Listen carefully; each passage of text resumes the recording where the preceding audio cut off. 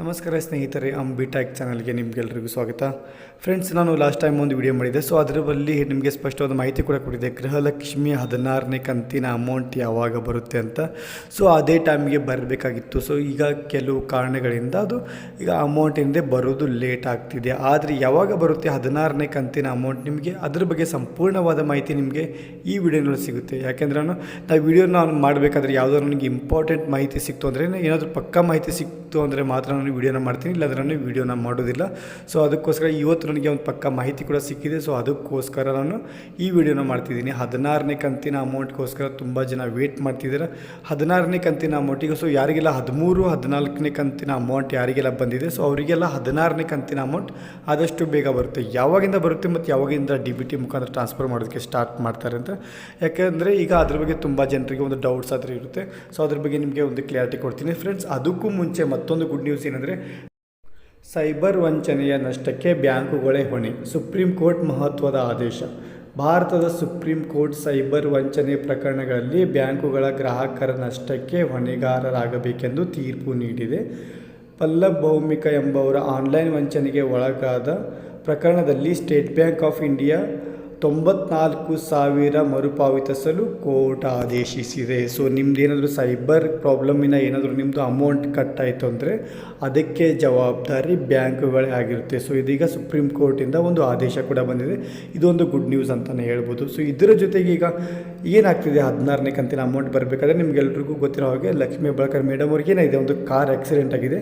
ಬೆಂಗಳೂರಿಂದ ಬೆಳಗಾವಿಗೆ ಬರಬೇಕಾದ್ರೆ ಕಿತ್ತೂರು ರೋಡ್ನಲ್ಲಿ ಒಂದು ಕಂಟೈನರ್ ಅಡ್ಡ ಬಂದಿರೋ ಕಾರಣಕ್ಕೋಸ್ಕರ ಮತ್ತು ಅದರ ಪಕ್ಕದಲ್ಲಿ ನಾಯಿ ಕೂಡ ಅಡ್ಡ ಬಂದಿದೆ. ಇದರಿಂದ ಚಾಲಕನ ಸ್ವಲ್ಪ ಏನಿದೆ ಅಂದರೆ ಬ್ಯಾಲೆನ್ಸ್ ತಪ್ಪಿ ಅವ್ರು ಏನು ಮಾಡಿದ್ದಾರೆ, ಒಂದು ಮರಕ್ಕೆ ಡಿಕ್ಕಿ ಹೊಡೆದಿದ್ದಾರೆ. ಸೊ ಇದಕ್ಕೋಸ್ಕರ ಮಹಿಳಾ ಮತ್ತು ಮಕ್ಕಳ ಕಲ್ಯಾಣ ಇಲಾಖೆಯ ಸಚಿವೆಯಾದ ಲಕ್ಷ್ಮೀ ಹೆಬ್ಬಾಳ್ಕರ್ ಅವರಿಗೀಗ ಬೆಡ್ ರೆಸ್ಟ್ ಬೇಕಾಗಿದೆ. ಸೊ 1 ತಿಂಗಳು ಬೆಡ್ ರೆಸ್ಟ್ ಅಂತ ಹೇಳಿದ್ದಾರೆ. ಸೊ ಅದಕ್ಕೋಸ್ಕರ ಸ್ವಲ್ಪ ಡಿಲೇ ಆಗ್ತಿದೆ.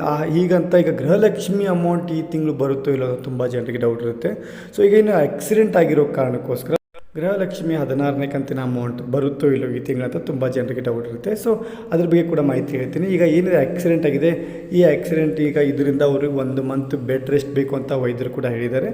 ಮತ್ತು ಇದ್ರ ಜೊತೆಗೆ ನಾವೆಲ್ಲ ಏನು ಹರಿಸ್ಬೇಕಂದ್ರೆ, ಈಗ ಆದಷ್ಟು ಬೇಗ ಲಕ್ಷ್ಮೀ ಹೆಬ್ಬಾಳ್ಕರ್ ಮೇಡಮ್ ಅವರು ಗುಣಮುಖರಾಗಿ ಹೊರಗಡೆ ಬರಲಿ. ಸೊ ಆರಾಮಾಗಿ ಮೊದಲಿನ ಥರ ಆಗಲಿ ಅಂತ ನಾವೆಲ್ಲರೂ ಕೇಳ್ಕೊಳ್ಳೋಣ. ಸೊ ಇದ್ರ ಜೊತೆಗೆ ಈಗ 16ನೇ ಕಂತಿನ ಅಮೌಂಟ್ ಏನಿದೆ, ಸೊ ಹಾಗಾದರೆ ಆಕ್ಸಿಡೆಂಟ್ ಆಗಿದೆ, ಈಗ ಏನು ಅಮೌಂಟ್ ಬರುತ್ತೋ ಇಲ್ಲೋ ಅಂತ ತುಂಬ ಜನರಿಗೆ ಡೌಟ್ ಇರುತ್ತೆ. ಸೊ ಈಗ ಅದ್ರ ಬಗ್ಗೆಯೂ ಕೂಡ ನಿಮಗೆ ಸ್ಪಷ್ಟವಾದ ಮಾಹಿತಿ ಕೊಡ್ತೀನಿ. ಏನಂದರೆ, ಈ ಆಕ್ಸಿಡೆಂಟ್ ಆಗಿರೋ ಕಾರಣಕ್ಕೋಸ್ಕರ ಸ್ವಲ್ಪ ಡಿಲೇ ಆಗಿದೆ. ಸೊ ಅಮೌಂಟ್ ಏನು ಬರಬೇಕಾಗಿತ್ತು 16ನೇ ಕಂತಿನ ಅಮೌಂಟ್, ಸೊ ಈ ಆಕ್ಸಿಡೆಂಟ್ಗೋಸ್ಕರ ಸ್ವಲ್ಪ ಡಿಲೇ ಆಗ್ತಿದೆ. ಆದರೆ ಇದ್ರ ಬಗ್ಗೆ ಈಗ ಬೇರೆ ವಿಚಾರ ಚಿಂತನೆ ಕೂಡ ಮಾಡಿದ್ದಾರೆ. ಸೊ ಆಲ್ರೆಡಿ ಈಗ ಮತ್ತೊಂದು ಗುಡ್ ನ್ಯೂಸ್ ಏನು ಬರ್ತಾಯಿದೆ ಅಂದರೆ, ಈಗ ಗೃಹಲಕ್ಷ್ಮಿ 16ನೇ ಕಂತಿನ ಅಮೌಂಟ್ 18ನೇ ತಾರೀಕು ಅಂದರೆ ನಾಳೆಯಿಂದನೇ DBT ಮುಖಾಂತರ ಮತ್ತೆ ಮರುಪಾವತಿ ಅಂದರೆ ಏನೆಲ್ಲ ಪೆಂಡಿಂಗ್ ಇದೆ ಅದನ್ನು ಈಗ ಟ್ರಾನ್ಸ್ಫರ್ ಮಾಡೋದಕ್ಕೆ ಸ್ಟಾರ್ಟ್ ಮಾಡ್ತಿದ್ದಾರೆ. ಆದರೆ ಲಕ್ಷ್ಮೀ ಹೆಬ್ಬಾಳ್ಕರ್ ಮೇಡಮ್ ಅವರು ಏನಾದರೂ ಇದ್ದಿದ್ದರೆ, ಏನಾದರೂ ಪ್ರಾಬ್ಲಮ್ ಆಗಿತ್ತು ಅಂದರೆ ಅದನ್ನು ಅವರು ಪರಿಶೀಲನೆ ಮಾಡ್ತಿದ್ರು. ಸೊ ಅದಕ್ಕೋಸ್ಕರ ಸ್ವಲ್ಪ ಡಿಲೇ ಆಗ್ತಿದೆ. ಯಾಕಂದರೆ ಅವರೀಗ ಹಾಸ್ಪಿಟಲ್ನಲ್ಲಿ ಇರೋದಕ್ಕೋಸ್ಕರ ಅಡ್ಮಿಟ್ ಆಗಿರೋ ಕಾರಣಕ್ಕೋಸ್ಕರ ಸ್ವಲ್ಪ ಲೇಟ್ ಆಗ್ತಿದೆ.